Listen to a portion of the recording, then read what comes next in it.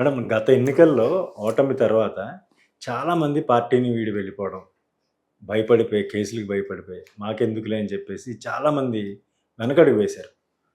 వాళ్ళని చూసినప్పుడు మీకేమనిపించేది? మీకు కూడా ఏమన్నా అటువంటి థ్రెట్ ఉంటుంది అని ఎప్పుడైనా భావించారా మీరు? థ్రెట్ ఉంటుందేమో, ఉండొచ్చు కూడా. హ్మ్. కానీ నేనైతే భయపడలేదండి ముందు. హ్మ్. హ్మ్. భయపడితే అందరం వెనక్కుంటే జగన్మోహన్ రెడ్డి గారు మన కోసమే కదండి ఆ రాజకీయాల్లోకి వచ్చి మన సేవ చేయాలని వచ్చారు. బ్యాడ్ లక్ ఓడిపోయారు. ఓడిపోయినప్పుడు అందరం కూడా అస్త్ర సన్యాసం చేసేసాయి, అందరం లోపల ఉందాం అనుకుంటే ఆయన సపోర్ట్ ఉండేవాళ్ళు ఎవరు? హ్మ్. ముందు అందులో ఆ భయం ఉండొచ్చండి, భయం ఉండొచ్చు. కానీ మీకెందుకు ఆ తెగింపు వచ్చిందంటారేమో. జగన్మోహన్ రెడ్డి గారు మీద ఉన్న ప్రేమ, అలాగే ఇప్పుడు 60 ఏళ్ల వయసుదానండి, నాకు 61 సంవత్సరాలు. ఇప్పుడు 60లో ఇంతకంటే ఏం చేస్తారండి? నేను ఉన్నంతకాలం పార్టీకి నా వంతుగా నేను పని చేయాలి, నాకు ఇచ్చిన బాధ్యతలు నెరవేర్చాలి. అందుకేనండి ఫస్ట్ 5వ తారీఖు కలిసి వచ్చిన దగ్గర నుంచి కూడా నాకు ఈ పదవి అయితే ఈ మధ్య వచ్చిందండి, వైస్ ప్రెసిడెంట్గా. రాకముందు కూడా, ఎలక్షన్ అయిన తర్వాత కూడా నేను పార్టీ కోసం నా వంతుగా మాట్లాడడం, లేకపోతే పని చేయడం, నలుగురిలోకి వెళ్ళి చెప్పడం, ఇలా జరగడం. మీద ఇంతమందికి ఇంత మంచి చేస్తే మీరు ఎందుకమ్మా ఇలా చేశారు అని మీరు చాలామందిని నేను ఇక్కడ కూడా కలిశానండి.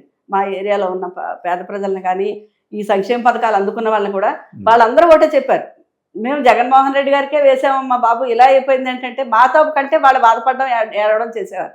ఇంతమంది ఇలాగ మేము వేసాము రాలేదు అన్నప్పుడు ఈ విషయమన్నా మనం సోషల్ మీడియా ద్వారా చెప్తూ ఉండాలి ఎప్పటికప్పుడు అనేసి నేను అదొకటే సంకల్పం కింద పెట్టుకున్నానండి.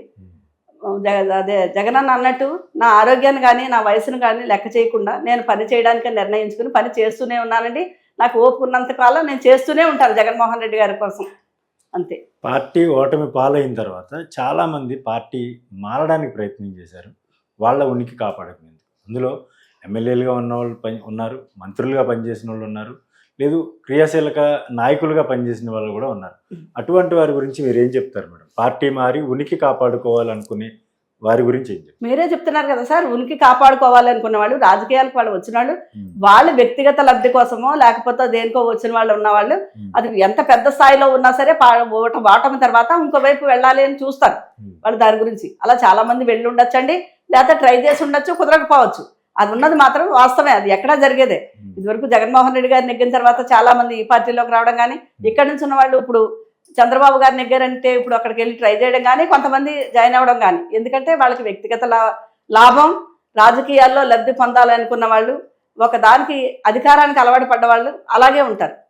మా లాంటి వాళ్ళు ఉన్నారు అంటే కొంతమంది మేము ఉంటామండి. ఇందులో రాజకీయంగా ఏది వచ్చిందా ఏమీ లేదా కాదు, జగన్మోహన్ రెడ్డి గారిని అభిమానించాం, పార్టీని అభిమానించాం అన్న దృష్టిలో పని చేసుకుంటూ వెళ్ళడం, ఆయన వెనకాలే ఉండడం. ఈ ఇన్ని సంవత్సరాలు మేము పనిచేసి మా సొంత డబ్బులతో ఖర్చు పెట్టుకుని మేము తిరిగాము అంతే. కానీ ఏనాడు మాకు ఇంత ఖర్చు పెట్టేశాం, మాకేమీ రాలేదు అన్న మాట మాకు ఎప్పుడు లేదు. ఎందుకో తెలుసా సార్, మీకు ఇప్పుడు ఓపెన్గా చెప్తున్నాను నేను. జగన్మోహన్ రెడ్డి గారు జగనన్న అని మేము అనడం, కానీ ఆయన నాకు ఒక కొడుకుతోనే సమానం. నాకు 2 కొడుకులు, ఆయన కొడుకుతో సమానం. నా కొడుకుల్ని చదివించడానికి నేను మాకున్న పరిస్థితుల్లో కొన్ని చోట్ల నేను ఇబ్బంది పడాల్సి వచ్చేది. ఈయన ఎక్కడో ఉండేవారండి కొన్ని చోట్ల. ఆయన క్యాంపులకు వెళ్ళడము, డబ్బులు లేకపోతేనో నా దగ్గర ఉన్న బంగారం గబగబా బ్యాంకులో పెట్టి 1-2 లక్షలు తీసుకొచ్చి వాళ్ళ చదువులకి, వాళ్ళ ఫీజులకి కడుతూ ఉండేదాన్ని నేను. ఎందుకంటారు? వాళ్ళ ఉన్నతి కోసం ఖర్చు పెట్టాను. నా పిల్లలు రేపు నాకు తిరిగి రిటర్న్ ఇస్తారు అని కాదు, నా పిల్లలు బాగుపడతారు. అలాగే జగనన్న కూడా నా కొడుకు ఒక పార్టీ పెట్టుకున్నాడు, అతను ఉన్నతంగా వెళ్ళాలి. అతను వెళ్ళాలంటే నా వంతు కృషి చేయాలి. నా దగ్గర ఉన్న డబ్బులతోనే ఒక కార్యక్రమాలు ఇంకోటి చేసుకుంటూ వెళ్ళాలి. రేపు నాకు రిటర్న్ ఏదో వస్తుందని కాదు. నా కొడుకు పార్టీ పెడితే తను నెగ్గితే చాలండి. ఎందుకండి, ఆయన మొన్న నెగ్గి సంక్షేమంగా పరిపాలన చేశారు, ఎంతో మందికి ఇళ్ళు ఇచ్చారు, ఎన్నో సంక్షేమాలు. అందులో మేమందరం ఉన్నట్టేగా. అలాంటి పరిపాలన మేము ఉన్నాం కదా. జగన్మోహన్ రెడ్డి గారు అంతమందికి చేశారంటే మేమందరం ఉన్నట్టే. ఇన్ని పథకాలు అమలు చేసినప్పటికీ కూడా ఇప్పుడు అవన్నీ కొన్ని పథకాలకు సంబంధించి అంటే హౌసింగ్ స్కీమ్లో కూడా కొన్ని లోపాలు ఉన్నాయని ప్రస్తుత ప్రభుత్వం ఎత్తి చూపిస్తా ఉంది. అయితే ఒకటి, గత ప్రభుత్వంలో జరిగిన వాటిని వీళ్ళు తప్పంటారు, ఇప్పుడు జరుగుతున్న దాన్ని నెక్స్ట్ వచ్చే ప్రభుత్వం తప్పంటుంది. అయితే ఈ పథకాలు అమలు చేసే విషయంలో పారదర్శకంగా ఉన్నారు జగన్మోహన్ రెడ్డి గారు అనడానికి మీ దగ్గర ఎటువంటి ఎగ్జాంపుల్స్ ఉన్నాయంట? ప్రతిదీ పారదర్శకంగానే ఉందండి. ఏది అసలు ఇది లేదు అనడానికి లేదు.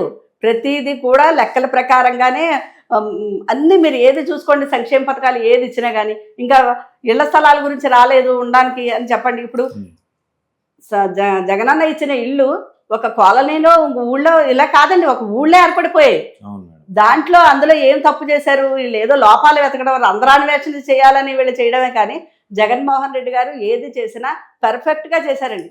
ఆయన ఉన్న 5 సంవత్సరాల కాలంలో 2 సంవత్సరాలు కోవిడ్కి పోయినా, ఈ 3 సంవత్సరాల్లో సంక్షేమంతో పాటు ముందు కోవిడ్కి పోయినా అంటున్నారు. కోవిడ్లో మనుషులను బ్రతికించుకోవడం అన్నది ఎంత అవసరమో చెప్పండి.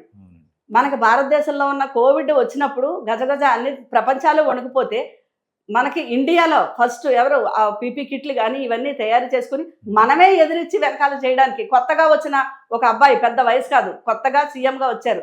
ఇది తట్టుకోవాలి బాబోయ్, నేను వచ్చిన వెంటనే ఇదేంటి అని అనుకోకుండా నిలబడి పీపీ కిట్ల దగ్గర నుంచి తయారు చేసి గ్రామ వార్డు సచివాలయాలు ఏర్పాటు చేసి వాలంటీర్స్ ద్వారా వీళ్ళందరినీ కూడా ఇంటింటికి కూడా ఎలా ఉంది డాక్టర్స్ని పంపించి, రెండోసారి అయితే మరీ ఉధృతంగా వస్తే ఈ ఆక్సిజన్ సిలిండర్లు అవన్నీ కూడా పంపించి వెనకాల అంత చేయడం అంటే ముందు మానవ వనరులను బతికించుకోవాలి అన్న ఉద్దేశంతో ఆయన పరిపాలన సాగిందండి. సంక్షేమ పథకాలు అప్పుడు అమ్మఒడి ఇవి కూడా వేశారండి. అసలు స్కూల్సే లేనప్పుడు అమ్మఒడి ఏం చేస్తారండి? ఎందుకని అంటే ఆ తల్లిదండ్రులు ఆ డబ్బుతో ఉపయోగించుకొని ఉంటారని. అప్పుడు కనీసం ఎక్కడ పేద ప్రజలకి పన్నులు కూడా లేవు, మీకు తెలుసు. ఈ సంక్షేమ పథకాల ద్వారా వచ్చిన డబ్బులు, అలాగే రేషన్ ద్వారా 2 సార్లు బియ్యం ఇచ్చేవారు, దాంతోనే గడుపుకుని బతికారు. అప్పటికి మనకి ఇదేంటండి, ఇవన్నీ చూస్తే ఆంధ్రప్రదేశే మొదటి స్థానంలో ఉంది అన్నిటిలో కూడా. అప్పుడు కూడా అలాంటి సంక్షేమ పథకాలతో కోవిడ్ని ఎదుర్కొన్నారు.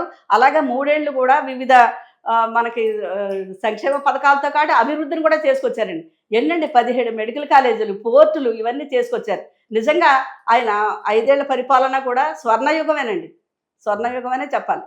మేడం, మీకు రాష్ట్ర స్థాయిలో ఒక కీలకమైన నేత ఆశీస్సులు గట్టిగా ఉన్నాయి. మీరు ఏది అడిగినా అక్కడ కాదు అనే సమాధానం రాదు అనేటువంటి ఒక ప్రచారం జరుగుతోంది. అట్ ద సేమ్ టైం ఏంటంటే మీకు కాకినాడ రూరల్ నియోజకవర్గం లేదు అంటే మీకు ఎక్కడ అవకాశం ఉంటే అక్కడ అకామిడేట్ అంటే కాపు మహిళకు విజయం వరించేటువంటి స్థానాన్ని మీకు ఇవ్వడానికి ఒక ప్రణాళిక జరుగుతుంది అనేది ఒక ప్రచారం జరుగుతోంది. ఏంటి మేడం వాస్తవం ఏంటి? కీలక నేత గురించి బయటికి చెప్పకపోయినా కానీ ఇది వాస్తవమా కాదా? మీకు ఎమ్మెల్యే సీట్ ఇస్తారు అనేది ఒక ప్రచారం. అదైతే నాకు తెలియదండి, అది ప్రచారం అని మీరు అన్నారు, అది ఎంతవరకు నిజంగా నాకైతే తెలియదు. కీలక నేత మాకు కాకినాడ రూరల్ నుంచి నాకు కన్నబాబు గారు ఎప్పుడు సపోర్ట్ చేస్తారండి. నాకు ఏదైనా కావాలన్నా, ఒక పదవి కావాలనుకున్నా మన రూరల్ నుంచి కన్నబాబు గారు సపోర్ట్ చేసి నాకు రాస్తారు. అంతెందుకండి, last time MLC Chikkala Ramachandrarao garu MLC ఇది అయినప్పుడు అప్పుడు నేను అడిగినప్పుడు కన్నబాబు గారు వాళ్ళ నాన్నగారు కూడా చాలా వెంటనే రెస్పాండ్ అయ్యి, వాళ్ళ నాన్నగారు అయితే ఇప్పుడు లేరు, దివంగత కురసాల సత్యనారాయణ గారు, ఆయన అయితే నాకు వెంటనే కూడా ఇంకా సార్లు వాళ్ళ ఇంట్లో లేరండి, బయటకు వెళ్ళారు.